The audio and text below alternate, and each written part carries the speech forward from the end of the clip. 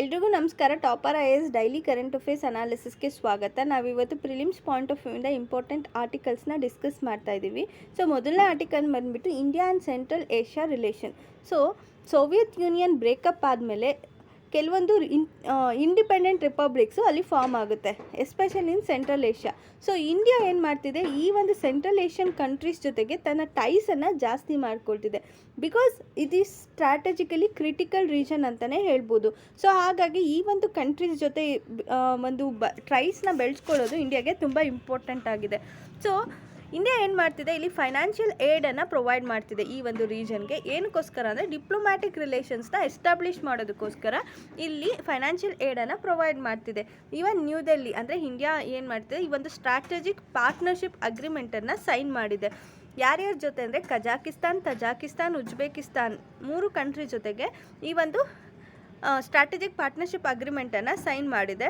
So ಇದ್ರದ್ದು main ಉದ್ದೇಶ ಏನು ಅಂದರೆ ಡಿಫೆನ್ಸ್ ಕೋಆಪರೇಷನ್ನ ಸ್ಟಿಮ್ಯುಲೇಟ್ ಮಾಡೋದು ಮತ್ತು ಟ್ರೇಡ್ ರಿಲೇಷನ್ನ ಡೀಪ್ ಮಾಡೋದು ಇದ್ರದ್ದು ಮುಖ್ಯ ಉದ್ದೇಶ ಅಂತಲೇ ಹೇಳ್ಬೋದು.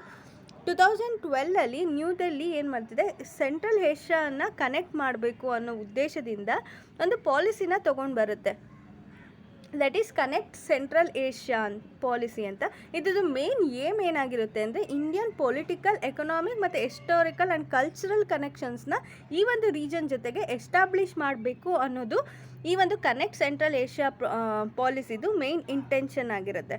ಬಟ್ ಇಂಡಿಯಾಸ್ ಎಫರ್ಟ್ ಏನಿದೆ ಅದು ಅಬ್ಸ್ಟ್ರಕ್ಟ್ ಆಗುತ್ತೆ. ಯಾವುದರಿಂದ ಅಬ್ಸ್ಟ್ರಕ್ಟ್ ಆಗುತ್ತೆ ಅಂದರೆ ಪಾಕಿಸ್ತಾನಿಂದ ಅಬ್ಸ್ಟ್ರಕ್ಟ್ ಆಗುತ್ತೆ. ಬಿಕಾಸ್ ಇದೇನು ಮಾಡುತ್ತೆ, ಇಂಡಿಯನ್ ಪ್ಯಾಸೇಜ್ ಏನಿರುತ್ತೆ ಅದನ್ನು ಬ್ಲಾಕ್ ಮಾಡಿಬಿಡುತ್ತೆ ಪಾಕಿಸ್ತಾನ. ಸೊ ಅವಾಗ ಏನು ಮಾಡುತ್ತೆ, ನಮ್ಮ ಟೆರಿಟರಿ ಮೂಲಕ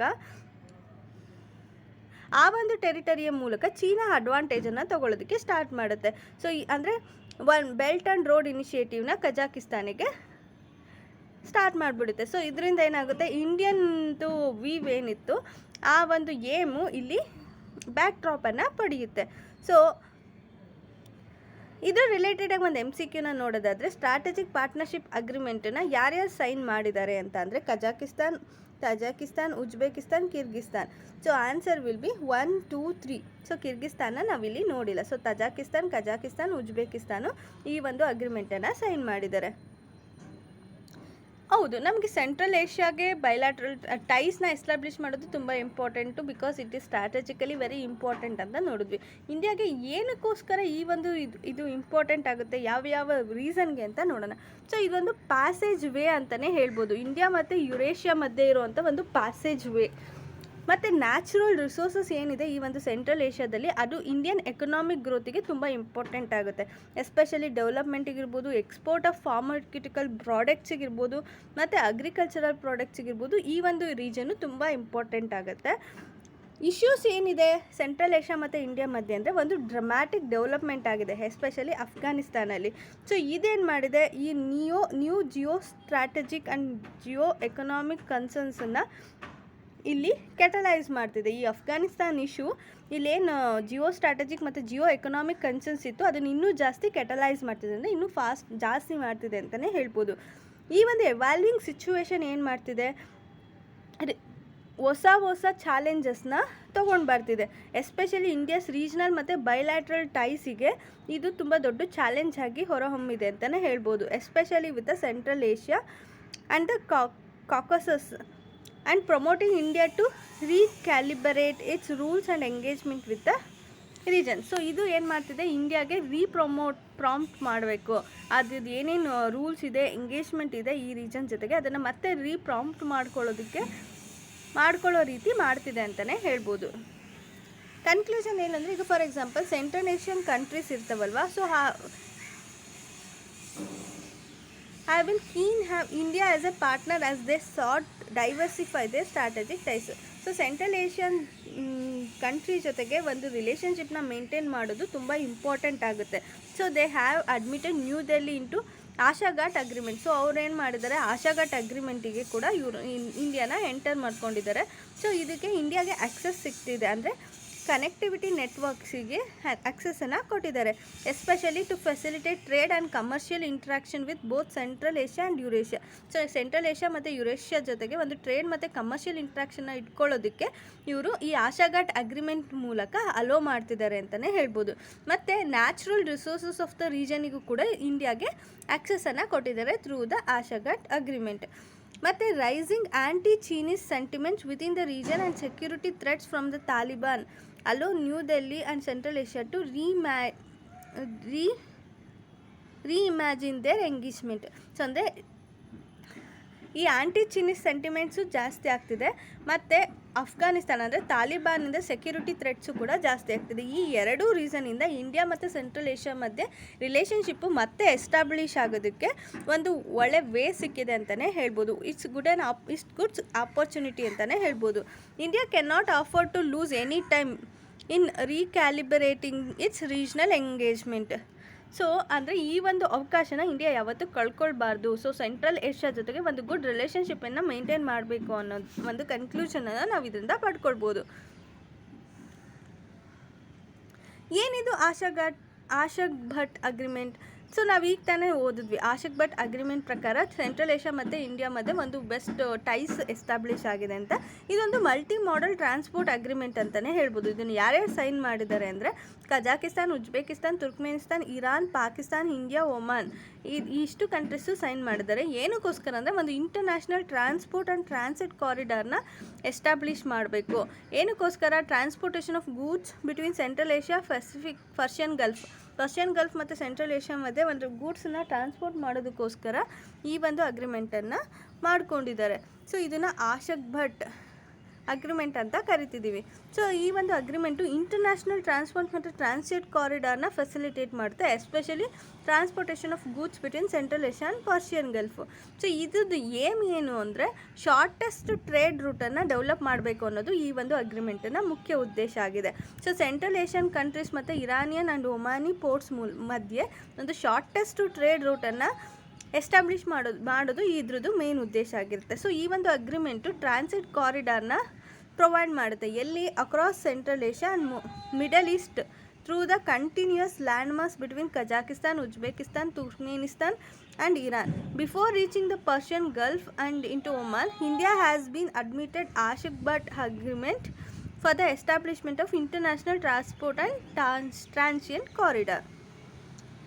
ಸೊ ಈ ಒಂದು ಅಗ್ರಿಮೆಂಟು ಇಂಡಿಯಾಗೆ ಯಾಕೆ ಇಂಪಾರ್ಟೆಂಟ್ ಅಂದರೆ it will enable to utilise existing transport and transit corridor. So ಅಂದರೆ ಈಗಿರೋ ಅಂತಹ ಒಂದು ಟ್ರಾನ್ಸ್ಪೋರ್ಟ್ ಮತ್ತು ಟ್ರಾನ್ಸಿಟ್ ಕಾರಿಡಾರ್ನ ಯೂಸ್ ಮಾಡ್ಕೊಳ್ಳೋದಕ್ಕೆ ಇಂಡಿಯಾಗೆ ಅವಕಾಶವನ್ನು ಕೊಡುತ್ತೆ. ಸೊ ಇದರಿಂದ ಏನಾಗುತ್ತೆ, ಇಂಡಿಯನ್ ಟ್ರೇಡ್ ಮತ್ತು ಕಮರ್ಷಿಯಲ್ ಇಂಟ್ರಾಕ್ಷನ್ ಏನಿರುತ್ತೆ ಯುರೋಷಿಯನ್ ರೀಜನ್ದು, ಸೊ ಇದಕ್ಕೆ ತುಂಬ ಹೆಲ್ಪ್ ಆಗುತ್ತೆ ಅಂತಲೇ ಹೇಳ್ಬೋದು. ಮತ್ತು ಇಂಡಿಯನ್ ಎಫರ್ಟನ್ನು ಇದು ಸಿಂಕ್ರೊನೈಸ್ ಮಾಡುತ್ತೆ. ಏನಕ್ಕೆ? ಇಂಟರ್ನ್ಯಾಷನಲ್ ನಾರ್ತ್ ಸೌತ್ ಟ್ರಾನ್ಸ್ಪೋರ್ಟ್ ಕಾರಿಡಾರ್ನ ಇಂಪ್ಲಿಮೆಂಟ್ ಮಾಡೋದಕ್ಕೆ ಇದು ಒಂದು ಹೆಲ್ಪ್ ಮಾಡುತ್ತೆ ಅಂತಲೇ ಹೇಳ್ಬೋದು. ಮತ್ತು ಕನೆಕ್ಟಿವಿಟಿನ ಕೂಡ ಎನ್ಹಾನ್ಸ್ ಮಾಡುತ್ತೆ. India would get an opportunity to reorient the freight traffic in transcontinental land routes and also conventional sea routes. The operation of multi-purpose terminal at Chabhar, including India's plan to build an so ಇದು ಮತ್ತು multipurpose ಟರ್ಮಿನಲ್ನ ಕೂಡ operate ಆಗೋದಕ್ಕೆ help ಮಾಡುತ್ತೆ. ಅಂದರೆ Chabahar ಇರ್ಬೋದು, ಅಥವಾ India's plan to build 610 kilometre north south railway ಇರ್ಬೋದು, ಅಥವಾ ಚಾಬಾರ್ ಟು ಝಹಿದಾನ್, ಇದೆಲ್ಲ ಏನು ಮಾಡುತ್ತೆ, ಇಂಡಿಯಾಗೆ ಸೆಂಟ್ರಲ್ ಏಷ್ಯಾ ಲೆಡ್ ಟ್ರಾನ್ಸ್ಪೋರ್ಟ್ ಮೆಕ್ಯಾನಿಸಮಿಗೆ ಕನೆಕ್ಟ್ ಆಗೋದಕ್ಕೆ ತುಂಬಾ ಹೆಲ್ಪ್ ಮಾಡುತ್ತೆ ಅಂತಲೇ ಹೇಳ್ಬೋದು.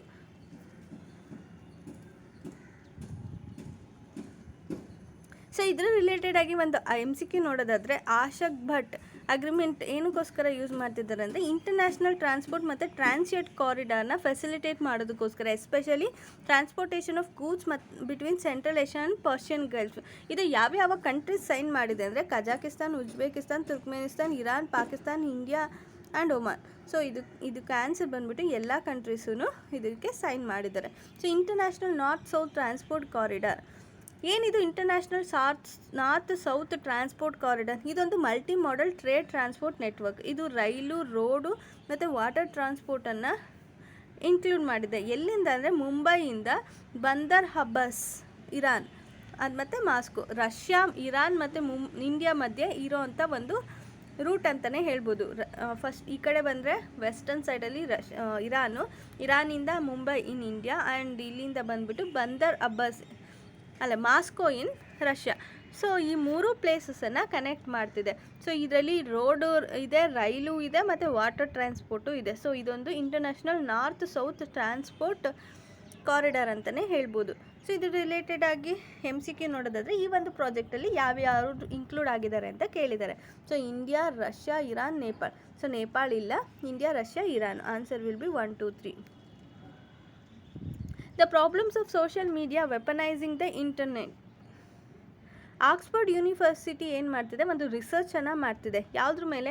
ಪ್ರಾಜೆಕ್ಟ್ ಆನ್ ಕಂಪ್ಯೂಟೇಷನಲ್ ಪ್ರೊಪೊಗೆಂಡಾ, ಅಂದರೆ that is program on democracy and technology ಅಂತ ಹೇಳಿ. ಸೊ ಇದೇನು ಮಾಡ್ತಿದೆ ಅಂದರೆ chief armies on social media are rolling back democracy.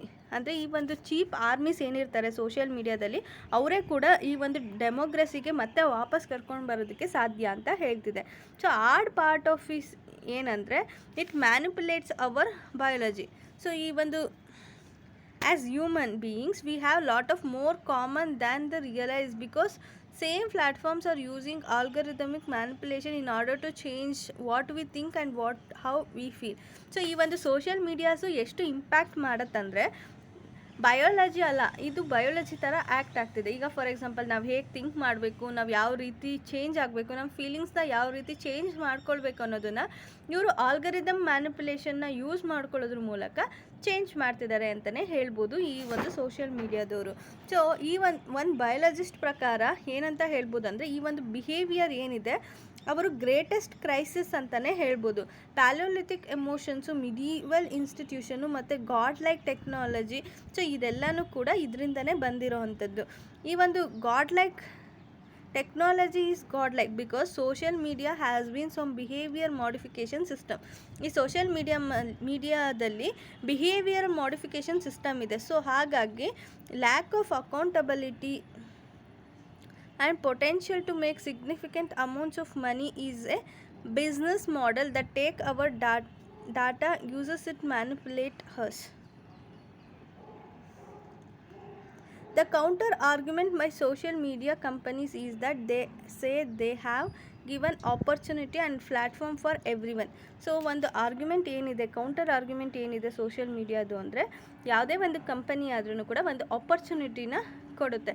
For example the platform for everyone ಅಂದರೆ ಎಲ್ಲರಿಗೂ ಒಂದು ಪ್ಲ್ಯಾಟ್ಫಾರ್ಮನ್ನು ಕೊಡುತ್ತೆ, ಅಂದರೆ ಡೆಮೋಕ್ರೆಟಿಕ್ ವೇ ಅಲ್ಲಿ. But it has been seen how the Arab spring became Arab winter. ಆದರೆ ನಾವಿಲ್ಲಿ ನೋಡ್ತಾ ಇದ್ದೀವಿ ಅರಬ್ ಸ್ಪ್ರಿಂಗು ಅರಬ್ ವಿಂಟರ್ ಆಗಿ ಯಾವ ರೀತಿ ಕನ್ವರ್ಟ್ ಆಯಿತು ಅಂತ. At the beginning the social media was empowering. ಸ್ಟಾರ್ಟಿಂಗಲ್ಲಿ ಏನಾಗ್ತಿತ್ತು, ಸೋಷಿಯಲ್ ಮೀಡಿಯಾ ಎಂಪವರ್ ಮಾಡ್ತಿತ್ತು. ಬಟ್ ಆಮೇಲೆ ಗೌರ್ಮೆಂಟ್ಸ್ ಏನು ಮಾಡ್ತು, ರಿಯಲೈಸ್ ಆಯಿತು ಅಂದರೆ it exploits those weakness of the microtarget, getting those weakness of that what we use for marketing. ಅಂದರೆ ಈಗ ಫಸ್ಟ್ ಏನು ಮಾಡ್ತಿತ್ತು, ಎಂಪವರಿಂಗ್ ಮಾಡ್ತಿತ್ತು ಅಂದರೆ ಸೋಷಿಯಲ್ ಮೀಡಿಯಾ ಅಂತ ಹೇಳಿ ಗೌರ್ಮೆಂಟು ಅಂದ್ಕೊಂಡಿತ್ತು. ಬಟ್ ಆದರೆ ಆಮೇಲೆ ಗೊತ್ತಾಯಿತು ಅವರು ವೀಕ್ನೆಸಸ್ಸನ್ನು ಇಟ್ಕೊಂಡು ಎಕ್ಸ್ಪ್ಲಾಯ್ಟ್ ಮಾಡ್ತಿದ್ದಾರೆ ಅಂತ. ಸೊ ಅಂದರೆ ಗೌರ್ಮೆಂಟ್ ಏನು ಮಾಡ್ತಿದೆ, ಆ ಥರ ಟೂಲ್ಸನ್ನು ಮ್ಯಾನಿಪುಲೇಟ್ ಮಾಡೋದಕ್ಕೆ ಸ್ಟಾರ್ಟ್ ಮಾಡುತ್ತೆ. ಸೊ ಇಲ್ಲಿ ಫ್ರೀಡಮ್ ಆಫ್ ಸ್ಪೀಚ್ ಇಶ್ಯೂನ ನಾವಿಲ್ಲಿ ಅಬ್ಸರ್ವ್ ಮಾಡ್ಬೋದು ಅಂತಲೇ ಹೇಳ್ಬೋದು. But I like to quote that, ಈಗ for example comedian Sacha Baron Cohen ಇವ್ರು ಏನಂತ ಹೇಳಿದ್ದಾರೆ ಅಂದರೆ ಫ್ರೀಡಮ್ ಆಫ್ ರೀಚ್ ಇಶ್ಯೂ. ಇಲ್ಲಿ ಫ್ರೀಡಮ್ ಆಫ್ ಸ್ಪೀಚ್ ಅಲ್ಲ, ಫ್ರೀಡಮ್ ಆಫ್ ರೀಚ್ ಇಶ್ಯೂ ಇದೆ ಅಂತಲೇ ಹೇಳ್ಬೋದು ಅಂತ ಹೇಳ್ತಿದ್ದಾರೆ. ಅಫ್ಕೋರ್ಸ್ ಆಲ್ಗರಿದಮಿಕ್ ಆಂಪ್ಲಿಫಿಕೇಷನ್ನ ನಾವು ಕನ್ಸಿಡರ್ ಮಾಡಿದಾಗ, ಸೊ ಆಲ್ಗರಿದಮಿಕ್ ಡಿಸ್ಟ್ರಿಬ್ಯೂಷನ್ ಮತ್ತು ಸ್ಟಡೀಸ್ ಏನಿದೆ, ಸೊ ಅದು ಏನಂತ ಹೇಳ್ತಿದೆ ಅಂದರೆ laced with anger can spread faster and further than facts. ಈಗ ಫಾರ್ ಎಕ್ಸಾಂಪಲ್ ಯಾವುದಾದ್ರೂ ಸುಳ್ಳು ಅದ್ರ ಜೊತೆಗೆ ಸಿಟ್ಟು ಸೇರಿದರೆ, ಸೊ ಆ ಒಂದು ವಿಷಯ ಏನಿದೆ ಅದು ಫಾಸ್ಟಾಗಿ ಸ್ಪ್ರೆಡ್ ಆಗುತ್ತೆ. ಅದೇ ಅದ್ರ ಬಿಟ್ಟು ಇಫ್ ಇನ್ ಕೇಸ್ ಫ್ಯಾಕ್ಟ್ಸು ಮತ್ತು ಅದನ್ನ ಕಂಪೇರ್ ಮಾಡಿದಾಗ ಫ್ಯಾಕ್ಟ್ಸಿಗಿಂತ ಈ ಸುಳ್ಳು ಮತ್ತು ಕೋಪ ಇರೋಂಥ ಇಶ್ಯೂಸು ಫಾಸ್ಟಾಗಿ ಸ್ಪ್ರೆಡ್ ಆಗುತ್ತೆ ಅಂತ ಇವರು ಹೇಳ್ತಿದ್ದಾರೆ. If social media platforms are biased against the facts, then they biased against journalism which seeks facts. This contestation leads to divided society. So ಅಂದರೆ ಈ ಸೋಷಿಯಲ್ ಮೀಡಿಯಾ ಪ್ಲ್ಯಾಟ್ಫಾರ್ಮ್ಸ್ ಏನಿದೆ ಅದು ಫ್ಯಾಕ್ಟ್ಸ್ ಜೊತೆಗೆ ಅಗೇನ್ಸ್ಟ್ ಆಗಿ ಬಯಾಸ್ಡ್ ಆಗಿದೆ. ಅಂದರೆ ಅವರು ಈ ಒಂದು ಲೈಸ್ ಲೇಸ್ಡ್ ವಿತ್ ಆ್ಯಂಗರ್ ಏನಿದೆ ಅದನ್ನು ತುಂಬ ಫಾಸ್ಟಾಗಿ ಸ್ಪ್ರೆಡ್ ಮಾಡ್ತಾರೆ ಆ್ಯಸ್ ಕಂಪೇರ್ಡ್ ಟು ಫ್ಯಾಕ್ಟ್ಸ್ ಅಂತ ಹೇಳ್ತಿದ್ದಾರೆ. Social media hate speech. ಏನಿದು ಸೋಷಿಯಲ್ ಮೀಡಿಯಾ ಹೇಟ್ ಸ್ಪೀಚ್ ಅಂದರೆ, ಫಾರ್ ಎಕ್ಸಾಂಪಲ್ ಫೇಸ್ಬುಕ್ ಒಂದು ರೆಕಮೆಂಡೇಷನ್ನ ಮಾಡಿದೆ ಆಲ್ಗರಿದಮ್ಗೆ. ಏನಂದರೆ design to spread the hate speech. ಅಂದರೆ ಒಂದು ಆಲ್ಗರಿದಮನ್ನು ರೆಕಮೆಂಡ್ ಮಾಡಿದೆ. ಏನಂದರೆ ಈ ಒಂದು ಆಲ್ಗರಿದಮ್ನ ಯಾವ ರೀತಿ ಡಿಸೈನ್ ಮಾಡಿದ್ದಾರೆ ಅಂದರೆ ಹೇಟ್ ಸ್ಪೀಚನ್ನ ಸ್ಪ್ರೆಡ್ ಮಾಡಬೇಕು, ಮಿಸ್ಇನ್ಫಾರ್ಮೇಷನ್ನ ಸ್ಪ್ರೆಡ್ ಮಾಡಬೇಕು, ಮತ್ತು ಸೆಲೆಬ್ರೇಷನ್ ಆಫ್ ದ ವೈಲೆನ್ಸನ್ನು ಸ್ಪ್ರೆಡ್ ಮಾಡಬೇಕು ಅನ್ನೋ ರೀತಿ ಒಂದು ಆಲ್ಗರಿದಮನ್ನು ಡಿಸೈನ್ ಮಾಡಿದ್ದಾರೆ. 2019 ಫೇಸ್ಬುಕ್ ರಿಸರ್ಚರು ಇದನ್ನು ಕ್ರಿಯೇಟ್ ಮಾಡಿ ಒಂದು ನ್ಯೂ ಯೂಸರ್ ಅಕೌಂಟನ್ನು ಕ್ರಿಯೇಟ್ ಮಾಡ್ತಾರೆ. ಏನಕ್ಕೋಸ್ಕರ ಅಂದರೆ it like experience of the social media site. ಅಂದರೆ ಸೋಷಿಯಲ್ ಮೀಡಿಯಾ ಸೈಟ್ ಬಗ್ಗೆ ಎಕ್ಸ್ಪೀರಿಯನ್ಸ್ ತೊಗೊಳ್ಳೋದಕ್ಕೋಸ್ಕರ ಅವರು ಒಬ್ಬರು ಪರ್ಸನ್ ಲಿವಿಂಗ್ ಕೇರಳದಲ್ಲಿರುವಂಥ ಒಬ್ಬರು ಪರ್ಸನ್ ಅನ್ನೋ ಥರ ಒಂದು ಹೊಸ ಅಕೌಂಟನ್ನು ಕ್ರಿಯೇಟ್ ಮಾಡ್ತಾರೆ. ಆಮೇಲೆ ನೆಕ್ಸ್ಟ್ 3 ವೀಕ್ಸ್ ಆದಮೇಲೆ ಈ ಒಂದು ಅಕೌಂಟು ಆಪ್ರೇಟ್ ಆಗೋದಕ್ಕೆ ಸ್ಟಾರ್ಟ್ ಆಗುತ್ತೆ. ಯಾವ ರೀತಿ ಅಂದರೆ ಒಂದು ಸಿಂಪಲ್ ರೂಲನ್ನು ಇಟ್ಕೊಂಡು ಅವರು ಆಪ್ರೇಟ್ ಮಾಡ್ತಿರ್ತಾರೆ. ಅಂದರೆ ಆಲ್ ದ ರೆಕಮೆಂಡೇಷನ್ನ ಇವರು ತೊಗೊಳ್ತಾರೆ. ಅಂದರೆ ಈ ಫೇಸ್ಬುಕ್ ಆಲ್ಗರಿದಮ್ಸಿಂದ ಏನೇನು ರೆಕಮೆಂಡೇಷನ್ ಜನ್ರೇಟ್ ಆಗುತ್ತೆ ಆ ಎಲ್ಲ ರೆಕಮೆಂಡೇಷನನ್ನು ತೊಗೊಳ್ತಾರೆ. ಅಂದರೆ ಯಾವ ಗ್ರೂಪಿಗೆ ಜಾಯ್ನ್ ಆಗಬೇಕು ಈ ಥರ ಎಲ್ಲ ಗ್ರೂಪ್ಸಿಗೂ ಜಾಯ್ನ್ ಆಗ್ತಾರೆ. ಏನೇನು ರೆಕಮೆಂಡೇಷನ್ ಬರುತ್ತೆ ಅದು, ಮತ್ತು ಯಾವ್ಯಾವ ವಿಡಿಯೋ ಬರುತ್ತೆ ಅದನ್ನೆಲ್ಲ ವಾಚ್ ಮಾಡ್ತಾರೆ, ಮತ್ತು ನ್ಯೂ ಪೇಜಸ್ ಎಕ್ಸ್ಪ್ಲೋರ್ ಮಾಡ್ತಾರೆ ಆನ್ ದ ಸೈಟು. ಸೊ ಈ ರೀತಿಯಾದಂಥ ಆ್ಯಕ್ಟಿವಿಟೀಸ್ನ ಮಾಡ್ತಿದ್ದಾರೆ. ಮತ್ತು ಇವ್ರು ಇಲ್ಲಿ ಏನು ಜಾಸ್ತಿ ನೋಡ್ತಾರೆ ಅಂದರೆ ಸತ್ತೋಗಿರ್ತಾರಲ್ಲ ಡೆಡ್ ಪೀಪಲ್ಲು ಅವ್ರ ಇಮೇಜಸ್ನ ಜಾಸ್ತಿ ನೋಡ್ತಾರೆ. Especially in 3 weeks then he had seen in entire life total. So ಅವರು ಎಂಟೈರ್ ಲೈಫಲ್ಲಿ ನೋಡದೇ ಇರೋಷ್ಟು ಇಮೇಜಸನ್ನು ಈ 3 ವೀಕ್ಸಲ್ಲಿ ನೋಡ್ತಾರೆ. ಮತ್ತು Facebook whistleblower Frances Haugen ಇವ್ರು ಏನು ಮಾಡ್ತಾರೆ, ಒಂದು ಕಂಪೈಲೇಷನನ್ನು ರಿಲೀಸ್ ಮಾಡ್ತಾರೆ. ಸೊ ಅಂದರೆ ಆ ಥರ ಒಂದು ಸಚ್ ಪ್ರಾಬ್ಲಮ್ಸನ್ನು ತೊಗೊಂಡು so neglected by the Facebook for long time. So ಆದರೆ ಫೇಸ್ಬುಕ್ಕು ಇದನ್ನು ತುಂಬ ಟೈಮ್ವರೆಗೂ ಅದನ್ನು ನೆಗ್ಲೆಕ್ಟ್ ಮಾಡುತ್ತೆ. ಈ ಫೇಸ್ಬುಕ್ ಏನು ಮಾಡಿದೆ, ಇನ್ಸ್ಟಾಗ್ರಾಮ್, ವಾಟ್ಸಪ್ ಇನ್ನೂ ಇದನ್ನು ಓನ್ ಮಾಡಿರೋದ್ರಿಂದ ಟೋಟಲ್ 34 ಕ್ರೋರ್ ಇಂಡಿಯನ್ನು ಅಟ್ಲೀಸ್ಟ್ ಯಾವುದಾದ್ರೂ ಒಂದು ಆ್ಯಪನ್ನಾದರೂ ಯೂಸ್ ಮಾಡ್ತಿರ್ತಾರೆ. ಸೊ ಹಾಗಾಗಿ India is the company's largest market ಅಂತಲೇ ಹೇಳ್ಬೋದು. ಸೊ 87% ಆಫ್ ದ FB ಬಜೆಟನ್ನು ಅವರು ಫೈಟಿಂಗ್ ಸ್ಪೀಚ್ ಇನ್ ಅಮೇರಿಕಾದಲ್ಲಿ ಸ್ಪೀಚ್ ಅದರದ್ದು ಸ್ಪೀಚ್ ರಿಲೇಟೆಡ್ ಆಗಿ ಫೈಟ್ ಮಾಡೋದಕ್ಕೆ ಸ್ಪೆಂಡ್ ಮಾಡ್ತಿದ್ದಾರೆ. In remaining 13% rest of the ವರ್ಲ್ಡಿಗೆ ಸ್ಪೆಂಡ್ ಮಾಡ್ತಿದ್ದಾರೆ. ಸೊ ಹಾಗಾಗಿ ಇದು ತುಂಬ ಸೀರಿಯಸ್ ಇಶ್ಯೂ ಅಂತಲೇ ನಾವು ಕನ್ಸಿಡರ್ ಮಾಡ್ಬೋದು. As a India is the company's largest market. So ನಾವು ಇದ್ರ ಬಗ್ಗೆ ತುಂಬ ಯೋಚನೆ ಮಾಡಿ ಡಿಸಿಷನನ್ನು ತೊಗೊಳ್ಬೇಕು ಅಂತಲೇ ಹೇಳ್ಬೋದು. ಸೊ ಫೇಸ್ಬುಕ್ಕು ಯಾವುದೇ ರೀತಿಯಾದಂಥ ಎನಫ್ ಇಂಡಿಯನ್ ವರ್ಕರ್ಸನ್ನು ಇಟ್ಕೊಂಡಿಲ್ಲ. ಎಸ್ಪೆಷಲಿ ಏನಕ್ಕೆ ಅಂದರೆ ಈ ಒಂದು ಹೇಟ್ ಸ್ಪೀಚ್ ಅಥವಾ ಮಿಸ್ಇನ್ಫಾರ್ಮೇಷನ್ ಸ್ಪ್ರೆಡನ್ನು ಅವಾಯ್ಡ್ ಮಾಡೋದಕ್ಕೆ ಅಥವಾ ರಿಮೂವ್ ಮಾಡೋದಕ್ಕೆ ಇಂಡಿಯಾದಲ್ಲಿ ಎಷ್ಟು ಅವಶ್ಯಕತೆ ಇದೆಯೋ ಅಷ್ಟು ವರ್ಕರ್ಸನ್ನು ಅವ್ರು ಇಟ್ಕೊಂಡಿಲ್ಲ. ಇಂಡಿಯಾಸ್ 22 ಅಫಿಷಿಯಲಿ ರೆಕಗ್ನೈಸ್ಡ್ ಲ್ಯಾಂಗ್ವೇಜಸಲ್ಲಿ ಬರೋವಂಥ ಎಲ್ಲ ಹೇಟ್ ಸ್ಪೀಚ್ನ ರಿಮೂವ್ ಮಾಡಬೇಕಾಗತ್ತೆ ಇವರು. ಬಟ್ ಅದಕ್ಕೆ ಬೇಕಾಗಿರೋವಂಥ ವರ್ಕ್ ಫೋರ್ಸು ಫೇಸ್ಬುಕ್ಕಲ್ಲಿ ಇಲ್ಲ. ಮತ್ತು ಫೇಸ್ಬುಕ್ಕು ಇನ್ನೊಂದು ಪೊಲಿಟಿಕಲ್ ವೈಟ್ ಲಿಸ್ಟನ್ನು ಕೂಡ ಕ್ರಿಯೇಟ್ ಮಾಡಿದೆ. ಏನಕ್ಕೆ ಅಂದರೆ PR ರಿಸ್ಕನ್ನು ಲಿಮಿಟ್ ಮಾಡೋದಕ್ಕೋಸ್ಕರ. Essentially list of politician whose received a special exemption from fact checking. So ಈ ಒಂದು ಪೊಲಿಟಿಷಿಯನ್ಸ್ ಏನು ಮಾಡ್ತಿದ್ದಾರೆ, ಇವರಿಗೆ ಒಂದು ಸ್ಪೆಷಲ್ ಎಕ್ಸೆಂಪ್ಷನನ್ನು ಕೊಡ್ತಿದ್ದಾರೆ ಫ್ಯಾಕ್ಟ್ ಚೆಕಿಂಗಿಂದ. ಸೊ ಹಾಗಾಗಿ after the elections Facebook found that more than 40% of the top views and impression in West Bengal were fake in authentic.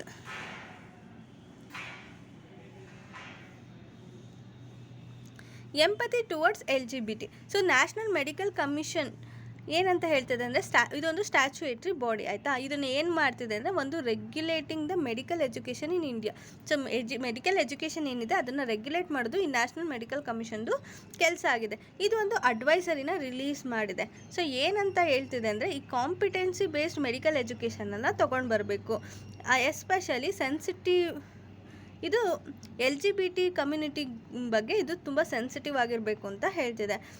So ಇದು ಏನೇನು ಸಜೆಷನ್ನ ಕೊಡ್ತಿದೆ ಅಂದರೆ, ಈಗ ಕ್ವೀರ್ ಫೋಬಿಕ್ ಪ್ರಾಕ್ಟೀಸಸ್ನ ಬ್ಯಾನ್ ಮಾಡಬೇಕು. ದಟ್ ಈಸ್ ಕನ್ವರ್ಷನ್ ಥೆರಪಿ ಏನಿದೆ ಅದನ್ನು ಬ್ಯಾನ್ ಮಾಡಬೇಕು ಅಂತ ಹೇಳ್ತಿದೆ. ಈಗ ಫಾರ್ ಎಕ್ಸಾಂಪಲ್ ಫೋರ್ಸಿಬಲಿ ಸೆಕ್ಷುವಲ್ ಓರಿಯೆಂಟೇಷನ್ನ ಚೇಂಜ್ ಮಾಡೋದಿರ್ಬೋದು.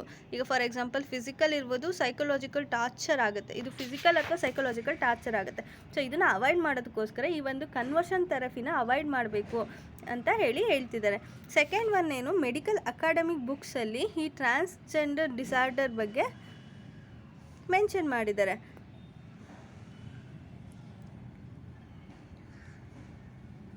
ಅಂದರೆ ಟ್ರಾನ್ಸ್ಜೆಂಡರ್ ಇಸ್ ಎ ಡಿಸಾರ್ಡರ್ ಅಂತ, ಬಟ್ ಇದನ್ನು ಮಾಡಬಾರ್ದು ಅಂತ ಹೇಳ್ತಿದ್ದಾರೆ. ಸೊ ಮೆಡಿಕಲ್ ಅಕಾಡೆಮಿಕ್ ಬುಕ್ಸ್ ಏನಿದೆ ಅವರು IPC 377 ಪ್ರಕಾರ ಸೋಡೋಮಿ ಅಥವಾ homosexuality, that is sexual offences, even though the Supreme Court has decriminalise this consensual ಎಲೇಷನ್.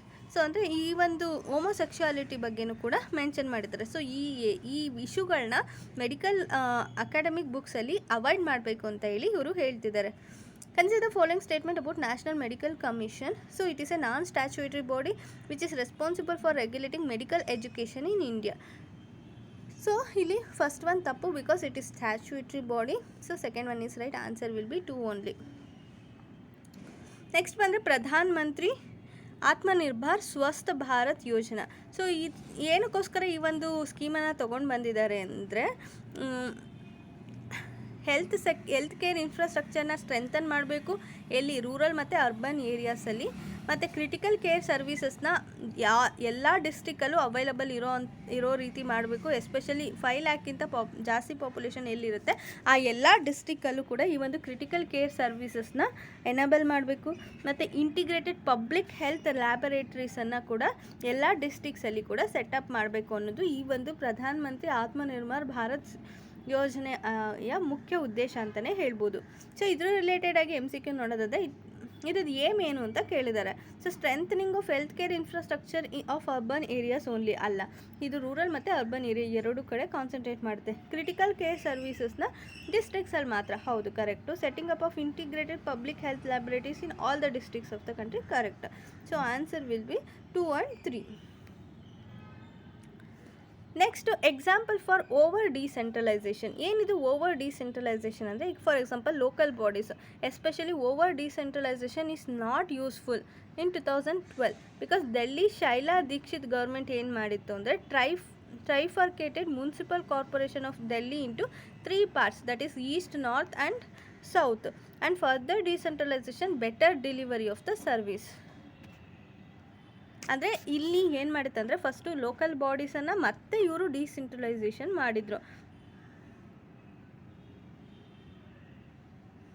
ಯಾವ ರೀತಿ ಅಂದರೆ ಈಗ ಫಾರ್ ಎಕ್ಸಾಂಪಲ್ ನಾವು ಫಸ್ಟ್ ಏನು ಮಾಡಿದ್ವಿ, ಸೆಂಟ್ರಲು, ಸ್ಟೇಟು ಮತ್ತು ಲೋಕಲ್ ಅಥಾರಿಟೀಸ್ ಅಂತ ಮಾಡಿದ್ದೀವಲ್ಲ, ಇವರು ಲೋಕಲ್ ಅಥಾರಿಟೀಸ್ನ ಮತ್ತೆ ನಾರ್ತು, ಈಸ್ಟು, ಸೌತು ಅಂತ ಇದು ಮಾಡಿದ್ದಾರೆ. ಸೊ ಈ ರೀತಿಯಾಗಿ ಓವರ್ ಡಿಸೆಂಟ್ರಲೈಸೇಷನ್ ಮಾಡೋದು ಕೂಡ ನಾಟ್ ಯೂಸ್ಫುಲ್ ಅಂತ ಇವರು ಹೇಳ್ತಿದ್ದಾರೆ.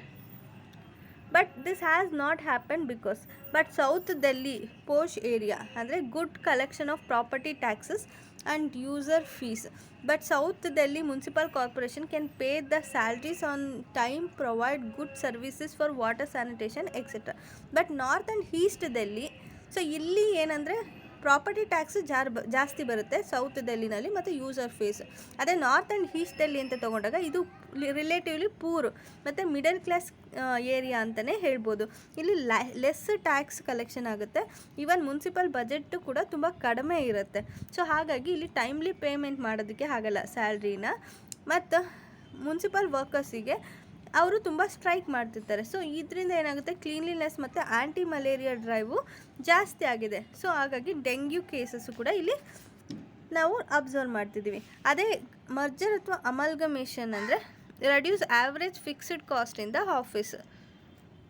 ಎಸ್ಪೆಷಲಿ ಈಗ ಏನು ಮಾಡ್ತಾರೆ, ಎಲೆಕ್ಟ್ರಿಸಿಟಿ ಇರ್ಬೋದು ಅಥವಾ ಸಮ್ ಸ್ಟಾಫ್ ಸ್ಯಾಲ್ರಿ ಇರ್ಬೋದು. 1 account officer can make salary document for 20, 200 and 2000 workers with a single mouse click button, but presently they have 3 account officers in 3 municipal offices.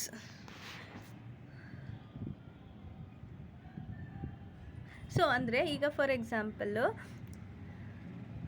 ಏನಾಗುತ್ತೆ ಅಂದರೆ ಈಗ ಸೌತ್ ಡೆಲ್ಲಿ ಅಂತ ಕನ್ಸಿಡರ್ ಮಾಡಿದಾಗ ಅಲ್ಲಿ ನಮಗೆ ಪ್ರಾಪರ್ಟಿ ಟ್ಯಾಕ್ಸ್ ಜಾಸ್ತಿ ಬರುತ್ತೆ. ಸೊ ಅಲ್ಲಿ ಇರೋವಂಥವ್ರಿಗೆಲ್ಲ ನಾವು ಸ್ಯಾಲ್ರಿನ ಕರೆಕ್ಟಾಗಿ ಪೇ ಮಾಡ್ಬೋದು. ಅಲ್ಲಿ ಎಲ್ಲ ಸರ್ವಿಸಸ್ಸು ಕರೆಕ್ಟಾಗಿ ಆಗುತ್ತೆ. ಅದೇ ನಾರ್ತ್ ಆ್ಯಂಡ್ ಈಸ್ಟಲ್ಲಿ ಅಂತ ತಗೊಂಡಾಗ ಇದು ಪೂರ್ ಅಥವಾ ಮಿಡಲ್ ಕ್ಲಾಸ್ ಏರಿಯಾ ಅಂತ ಹೇಳ್ಬೋದು. ಇಲ್ಲಿ ಲೆಸ್ ಟ್ಯಾಕ್ಸ್ ಕಲೆಕ್ಷನ್ ಆಗುತ್ತೆ. ಸೊ ಹಾಗಾಗಿ ಮುನ್ಸಿಪಲ್ ಬಜೆಟ್ಟು ತುಂಬ ಕಡಿಮೆ ಇದೆ. ಸೊ ಟೈಮ್ಲಿ ಪೇಮೆಂಟ್ ಮಾಡೋಕ್ಕಾಗಲ್ಲ. ಸೊ ಇಲ್ಲಿ ಹಾಗಾಗಿ ತುಂಬ ಸ್ಟ್ರೈಕ್ಸ್ ಆಗ್ತಿರುತ್ತೆ, ಕ್ಲೀನ್ಲಿನೆಸ್ ಕಡಿಮೆ ಆಗುತ್ತೆ, ಆ್ಯಂಟಿ ಮಲೇರಿಯಾ ಡ್ರೈವ್ಸ್ ಆಗುತ್ತೆ, ಮತ್ತು ಡೆಂಗ್ಯೂ ಕೇಸಸ್ಸು ಕೂಡ ಜಾಸ್ತಿ ಆಗುವಂಥ ಚಾನ್ಸಸ್ ಇರುತ್ತೆ. ಅದೇ ಮರ್ಜ್ ಅಥವಾ ಅಮಾಲ್ಗಮೇಟ್ ಮಾಡೋದ್ರಿಂದ ಏನಾಗುತ್ತೆ, ಆವ್ರೇಜ್ ಫಿಕ್ಸ್ಡ್ ಕಾಸ್ಟ್ ಆಗುತ್ತೆ. ಸೊ ಅಂದರೆ ಈ ಎರಡೂ ಏರಿಯಾಗೂ ಆ್ಯಾವ್ರೇಜ್ ಫಿಕ್ಸ್ಡ್ ಕಾಸ್ಟ್ ಆಗುತ್ತೆ. ಮತ್ತು staffs some staff salary etcetera. ಈಗ ಫಾರ್ ಎಕ್ಸಾಂಪಲ್ ಒಂದು ಅಕೌಂಟ್ ಆಫೀಸರ್ ಇರೋ ಕಡೆ ಏನಾಗ್ತಾರೆ, 3 ಜನ ಆಫೀಸರ್ಸ್ ಬರ್ತಾರೆ. ಸೊ ಯಾಕೆಂದರೆ 3 ಏರಿಯಾನ ನಾವು ಮರ್ಜ್ ಮಾಡಿರ್ತೀವಿ. ಸೊ ಅವಾಗ ಏನಾಗುತ್ತೆ, ಸೊ 3 ಅಕೌಂಟ್ ಆಫೀಸರ್ಸ್ ಆಗಿರ್ತಾರೆ. ಸಿಂಗಲ್ ಮೌಸಲ್ಲಿ ಮಾಡೋದ್ರ ಬದಲು 3 ಮೌಸಸಲ್ಲಿ ಮಾಡ್ತಾರೆ. ಸೊ ವರ್ಕು ಸ್ವಲ್ಪ ಫಾಸ್ಟ್ ಆಗುತ್ತೆ ಅಂತಲೇ ಹೇಳ್ಬೋದು. Infrastructure for resilient island states. So India, Australia, UK and small island developing state ಒಂದು ನ್ಯೂ ಗ್ರೂಪಿಂಗನ್ನು ಲಾಂಚ್ ಮಾಡ್ತಿದ್ದಾರೆ. ಏನು ಅಂತ, infrastructure for resilient island state ಅಂತ. ಏನಕ್ಕೋಸ್ಕರ ಅಂದರೆ, ಎಲ್ಲಿ ಇದನ್ನು ಲಾಂಚ್ ಮಾಡ್ತಿದ್ದಾರೆ ಅಂತಂದರೆ ಕಾನ್ಫರೆನ್ಸ್ ಆಫ್ ಪಾರ್ಟೀಸ್ ಅದ್ರ ಸೈಡ್ ಲೈನ್ಸಲ್ಲಿ ಇದನ್ನು ಲಾಂಚ್ ಮಾಡ್ತಿದ್ದಾರೆ. COP26 ಈ ಒಂದು IRIS, that is infrastructure for resilient island state, ಇದು ಏನು ಅಂದರೆ ಇನ್ಫ್ರಾಸ್ಟ್ರಕ್ಚರಲ್ಲಿ ಕೋಆಪ್ರೇಟ್ ಮಾಡಬೇಕು, ಇನ್ಫ್ರಾಸ್ಟ್ರಕ್ಚರ್ ಡೆವಲಪ್ಮೆಂಟಿಗೆ ಕೋಆಪ್ರೇಟ್ ಮಾಡಬೇಕು. So with stand natural disaster and lessen economic losses in the island nations. Especially island ನೇಷನ್ಸಲ್ಲಿ ಇನ್ಫ್ರಾಸ್ಟ್ರಕ್ಚರ್ ಡೆವಲಪ್ ಮಾಡೋದ್ರ ಮೂಲಕ ಈ ಡಿಸಾಸ್ಟರ್ ರಿಸ್ಕನ್ನು ಕಡಿಮೆ ಮಾಡಬೇಕು, ಮತ್ತು ಲೆಸ್ಸರ್ ಎಕನಾಮಿಕ್ ಲಾಸಸ್ ಆಗೋ ರೀತಿಯಾಗಿ ಐಲ್ಯಾಂಡ್ ನೇಷನ್ಸ್ನ ಪ್ರೊಟೆಕ್ಟ್ ಮಾಡಬೇಕು ಅನ್ನೋದು ಈ ಒಂದು ಇನ್ಫ್ರಾಸ್ಟ್ರಕ್ಚರ್ ಫಾರ್ ರೆಸಿಲೆಂಟ್ ಐಲ್ಯಾಂಡ್ ಸ್ಟೇಟ್ದು ಉದ್ದೇಶ ಆಗಿದೆ. ಸೊ ಇದನ್ನು ಯಾರು ಫಂಡ್ ಮಾಡ್ತಿದ್ದಾರೆ ಅಂದರೆ ಆಸ್ಟ್ರೇಲಿಯಾ, ಇಂಡಿಯಾ, UK ಇದಕ್ಕೆ ಫಂಡ್ ಮಾಡೋದಕ್ಕೆ ಒಪ್ಕೊಂಡಿದ್ದಾರೆ. ಎಸ್ಪೆಷಲಿ ಇನಿಷಿಯಲ್ ಫಂಡಿಂಗ್ ಎಷ್ಟಿರುತ್ತೆ ಅಂದರೆ $10 ಮಿಲಿಯನ್ ಇದಕ್ಕೋಸ್ಕರ ಇನಿಷಿಯಲಲ್ಲಿ ಫಂಡ್ ಮಾಡೋದಕ್ಕೆ ರೆಡಿ ಇದ್ದಾರೆ. What is small island developing states ಅಂದರೆ 58 ಕಂಟ್ರೀಸ್, ಎಸ್ಪೆಷಲಿ ಕೆರಿಬಿಯನ್ನು, ಪೆಸಿಫಿಕ್, ಅಟ್ಲಾಂಟಿಕ್ ಮತ್ತು ಇಂಡಿಯನ್ ಓಷನ್ ಮತ್ತು Mediterranean and South China Sea ರೀಜನ್ಸಲ್ಲಿರೋವಂಥ ಐಲ್ಯಾಂಡ್ ನೇಷನ್ಸ್ ಏನಿದ್ದಾರೆ ಅವರು ತುಂಬ ವಲ್ನರಬಲ್ ಅಂತಲೇ ಹೇಳ್ಬೋದು. ಎಸ್ಪೆಷಲಿ ಕ್ಲೈಮೇಟ್ ಚೇಂಜಿಗೆ ತುಂಬ ವಲ್ನರಬಲ್ಲು. ಎಸ್ಪೆಷಲಿ ಸುನಾಮಿ, ಸೈಕ್ಲೋನ್ ಮತ್ತು ಅರ್ತ್ ಕ್ವೇಕ್ಸು ಬಂದಾಗ ಇಲ್ಲಿ ಡಿಸಾಸ್ಟರ್ ಕ್ರಿಯೇಟ್ ಆಗುತ್ತೆ. ಸೊ ಇದರಿಂದ ಅವರಿಗೆ ಪ್ರೊಟೆಕ್ಟ್ ಮಾಡಬೇಕು ಅನ್ನೋ ಉದ್ದೇಶದಿಂದ ಈ ಒಂದು ಇನ್ಫ್ರಾಸ್ಟ್ರಕ್ಚರ್ ಡೆವಲಪ್ಮೆಂಟನ್ನು ಮಾಡ್ತಿದ್ದಾರೆ. ಸೊ ಈ ಒಂದು MCQ ನೋಡೋದಾದರೆ, infrastructure for resilient island state was launched by India, Australia, UK and small island grouping states. So all are part of this. China Land Border Law 2021. ಏನಿದು ಚೀನಾ ಲ್ಯಾಂಡ್ ಬಾರ್ಡರ್ ಲಾ 2021? So ಅಂದರೆ ಈ ಒಂದು ಲಾದ ಮೂಲಕ China ಏನು ಮಾಡ್ತಿದೆ, 22,000 kilometre land border ಏನಿದೆ ಅದು 14 countries ಜೊತೆಗೆ ಶೇರ್ ಮಾಡಿದೆ. ಸೊ ಈ ಎಲ್ಲ ಪ್ರಾಬ್ಲಮನ್ನು ಸಾರ್ಟ್ ಔಟ್ ಮಾಡ್ಕೊಳ್ಳೋದಕ್ಕೆ ಟ್ರೈ ಮಾಡ್ತಿದೆ. ಸೊ ಎಲ್ಲ ಕಂಟ್ರಿಗಳ ಜೊತೆಗೂ ಬಾರ್ಡರ್ ಅಗ್ರಿಮೆಂಟ್ನ ಫೈನಲೈಸ್ ಮಾಡ್ಕೊಂಡಿದೆ. ಬಟ್ ಇಂಡಿಯಾ ಮತ್ತು ಭೂತಾನ್ ಜೊತೆಗೆ ಬಿಟ್ಟು, ಸೊ ಇಲ್ಲಿ ಇನ್ನೂ ನೆಗೋಷಿಯೇಟ್ ನಡೀತಾನೆ ಇದೆ.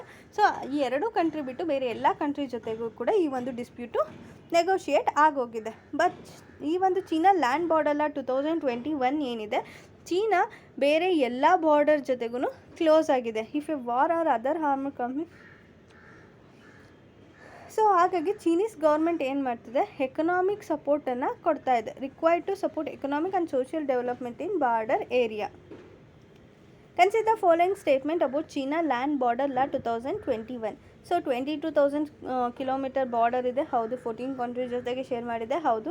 ಎಲ್ಲ ಕಂಟ್ರಿ ಜೊತೆಗೆ ಬಾರ್ಡರ್ ಡಿಸ್ಪ್ಯೂಟ್ನ ಸಾರ್ಟ್ ಔಟ್ ಮಾಡ್ಕೊಂಡಿದೆ 12 ಕಂಟ್ರೀಸ್ ಜೊತೆಗೆ. ಬಟ್ ಇಂಡಿಯಾ, ನೇಪಾಳ್ ಜೊತೆಗೆ ಬಿಟ್ಟು ಅಂತ ಹೇಳಿದ್ದಾರೆ. But it is not Nepal, it is Bhutan. So answer will be 1 and 3. Fisheries ಅಂದರೆ it is a area of fishing ಅಂತಲೇ ಹೇಳ್ಬೋದು. ಟೆರಿಟೋರಿಯಲ್ ವಾಟರ್ಸ್ 12 ನಾಟಿಕಲ್ ಮೈಲ್ಸ್ ಇರುತ್ತೆ ಫ್ರಮ್ ಸೀಶೋರ್. ಮತ್ತು ಎಕ್ಸ್ಕ್ಲೂಸಿವ್ ಎಕನಾಮಿಕ್ ಝೋನ್ ಅಂತ ಅಂದರೆ 200 ನಾಟಿಕಲ್ ಮೈಲ್ಸ್ವರೆಗೂ ಇರುತ್ತೆ. ಐಸೀಸ್ ಅಥವಾ ಡಿಸ್ಟೆಂಟ್ ವಾಟರ್ ಅಂದರೆ ಫಿಶಿಂಗ್ ಬಿಹೈಂಡ್ 200 ನಾಟಿಕಲ್ ಮೈಲ್ಸ್ ಅಂತಲೇ ಹೇಳ್ಬೋದು. So WTO fisheries subsidy this India's proposal ಅಂದರೆ member countries should allowed to give subsidy to fisherman. ಅಂದರೆ ಇದಕ್ಕೆ ಯಾರ್ಯಾರು ಮೆಂಬರ್ಸ್ ಆಗಿರ್ತಾರೆ ಅವರ ಒಂದು ಮೆಂಬರ್ಸಿಗೆ ಅಂದರೆ ಫಿಶರೀಸ್ ಯಾರು ಮಾಡ್ತಿರ್ತಾರೆ ಆ ಫಿಶರ್ಮ್ಯಾನಿಗೆ ಸಬ್ಸಿಡಿಯನ್ನು ಕೊಡಬೇಕು ಅಂತ ಹೇಳ್ತಿದ್ದಾರೆ. ಯಾರು? WTO. If nation is not doing overfishing that maintains fish population at biological sustainable level. Countries engaged in distance water fishing behind 200 nautical mile, those countries should not be allowed to give fisher subsidy for 25 years. ಅಂದರೆ ಯಾರು ಈ ಒಂದು behind 200 nautical ಮೈಲ್ಸಲ್ಲಿ ಫಿಶಿಂಗಿಗೆ engage ಆಗಿದ್ದಾರೆ ಅವರಿಗೆ ಅವರು ಈ ಒಂದು ಫಿಶ್ರಿ ಸಬ್ಸಿಡಿನ ಕೊಡೋದಕ್ಕೆ ಅಲೋ ಮಾಡಬಾರ್ದು ಅಂತ ಹೇಳಿ ಇವರು ಹೇಳ್ತಿದ್ದಾರೆ WTOದವರು. ಏನಕ್ಕೆ ಅಂದರೆ 25 ಇಯರ್ಸ್ವರೆಗೂ. Because such countries are actually depleting the fish resources of the other countries. Example, Indonesia, Sri Lanka vessels encroaching in Indian area. That's why so ಈ ಥರ ಕಂಟ್ರಿಗಳಿಗೆ ಸಬ್ಸಿಡಿನ ಕೊಡಬಾರ್ದು ಅಂತ ಹೇಳ್ತಿದ್ದಾರೆ. ಸೊ ಅಂದರೆ ಯಾರು ತನ್ನ ಟೆರಿಟೋರಿಯಲ್ ವಾಟರಲ್ಲಿ ಮಾತ್ರ ಫಿಶಿಂಗನ್ನು ಮಾಡ್ತಿದ್ದಾರೆ ಅವರಿಗೆ ಮಾತ್ರ ಸಬ್ಸಿಡೀಸ್ನ ಕೊಡೋದಕ್ಕೆ ಇವರು ಹೇಳ್ತಿದ್ದಾರೆ. Which of the following are correctly match? That is territorial water, exclusive economic zone, high seas, 12 nautical miles from the seashore up to 200, behind 200. ಸೊ ಎಲ್ಲನೂ ಕರೆಕ್ಟಾಗಿ ಮ್ಯಾಚ್ ಆಗಿದೆ. Answer is all. Climate summit at Glasgow. So conference of parties ಅಂದರೆ COP26 ಏನಿದೆ ಇದು UK ನಡೀತಿದೆ. So ಇದು 2020 ನಡಿಬೇಕಾಗಿದ್ದು ಡ್ಯೂ ಟು ದ ಕೋವಿಡ್ ಇದು ಪೋಸ್ಟ್ಪೋನ್ ಆಗಿತ್ತು. ಸೊ ಏರಿಯಾಸ್ ಆಫ್ ಕನ್ಸರ್ನ್ ಏನು ಈ ಒಂದು ಕ್ಲೈಮೇಟ್ ಸಮ್ಮಿಟಲ್ಲಿ ಅಂದರೆ ಒಂದು ರೂಲ್ ಬುಕ್ ಫಾರ್ ಇಂಪ್ಲಿಮೆಂಟೇಷನ್, ಅಂದರೆ ಪ್ಯಾರಿಸ್ ಅಗ್ರಿಮೆಂಟನ್ನು ಇಂಪ್ಲಿಮೆಂಟ್ ಮಾಡೋದಕ್ಕೆ ಒಂದು ರೂಲ್ ಬುಕ್ಕನ್ನು ಇಲ್ಲಿ ಫೈನಲೈಸ್ ಮಾಡಬೇಕಿದೆ. ಇನ್ನೊಂದು ಕೈಟೋ ಪ್ರೋಟೋಕಾಲಲ್ಲಿದ್ದಂಥ ಕಾರ್ಬನ್ ಕ್ರೆಡಿಟ್ ಮಾರ್ಕೆಟ್ ಏನಿತ್ತು ಅದು ಇಂಡಿಯಾ, ಚೀನಾ, ಬ್ರೆಜಿಲ್ ಮತ್ತು have accumulated large amount of carbon credit.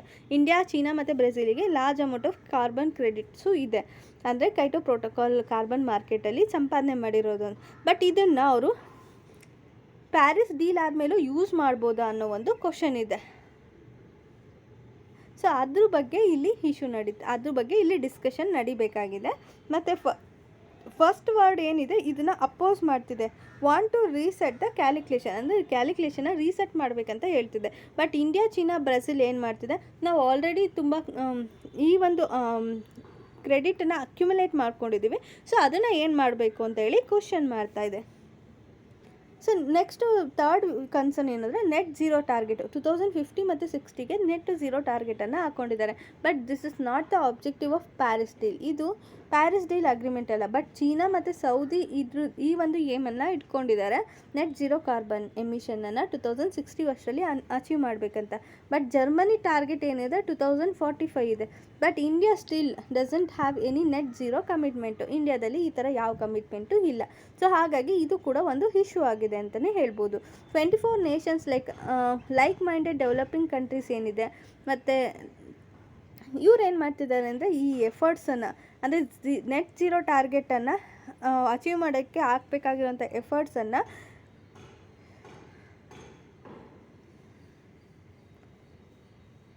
Announce ಮಾಡೋದಕ್ಕೆ ರೆಡಿ ಇಲ್ಲ. ಎಸ್ಪೆಷಲಿ ಇಂಡಿಯಾ ಇರ್ಬೋದು, ಚೀನಾ ಇರ್ಬೋದು, ಇಂಡೋನೇಷ್ಯಾ ಇರ್ಬೋದು, ಮಲೇಷ್ಯಾ ಇರ್ಬೋದು, ಇರಾನ್, ಬಾಂಗ್ಲಾದೇಶ್ ಮತ್ತು ಫಿಲಿಪೀನ್ಸು, ಶ್ರೀಲಂಕಾ. ಸೊ ಇವರೆಲ್ಲ ಕೂಡ ಇದ್ರದ್ದು ಮೆಂಬರ್ಸ್ ಅಂತಲೇ ಹೇಳ್ಬೋದು. Conference of parties held at Glasgow, UK. That's all for today. ನಿಮ್ಗೆ ಇದರಲ್ಲಿ ಯಾವುದೇ ರೀತಿಯಾದಂಥ ಡೌಟ್ಸ್ ಇದ್ದರೆ ಕಮೆಂಟ್ ಸೆಕ್ಷನಲ್ಲಿ ಕೇಳ್ಬೋದು. ನಿಮ್ಗೆ ಈ ಒಂದು ವಿಡಿಯೋ ಇಷ್ಟ ಆಗಿದೆ ಲೈಕ್ ಮಾಡಿ, ಶೇರ್ ಮಾಡಿ, ಕಮೆಂಟ್ ಮಾಡಿ. Thank you all.